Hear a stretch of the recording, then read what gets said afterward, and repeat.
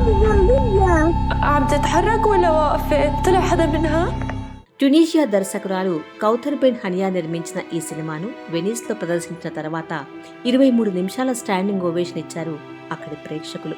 ఆ ఫెస్టివల్లో ఈ సినిమాకు గ్రాండ్ జ్యూరీ అవార్డు లభించింది. ఇంకా చాలా చలనచిత్రోత్సవాల్లో అవార్డులు గెలుచుకున్న ఈ సినిమా ఆస్కార్ అవార్డుల కోసం ట్యునీషియా దేశపు ఎంట్రీగా ఎంపికైంది.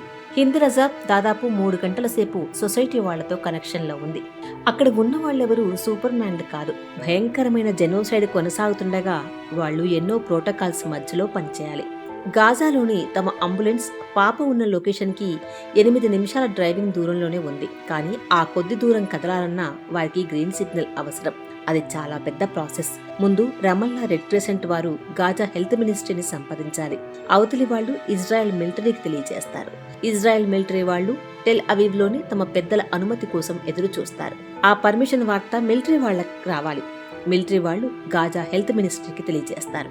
అప్పుడు రమల్లాలోని సొసైటీ వాళ్ళు గాజాలోని తమ అంబులెన్స్ బృందానికి చెప్తారు. అప్పుడు మాత్రమే అంబులెన్స్ ఆ పాప ఉన్న కారుని చేరుకోవడం సాధ్యపడుతుంది. పర్మిషన్ వచ్చేసరికి దాదాపు చీకటి పడింది. హింద్ రజబ్తో జరిగిన సంభాషణ రెడ్ క్రెసెంట్ సొసైటీ వాళ్ళు రికార్డ్ చేశారు. అది ఈ రోజు ప్రపంచం ముందుంది.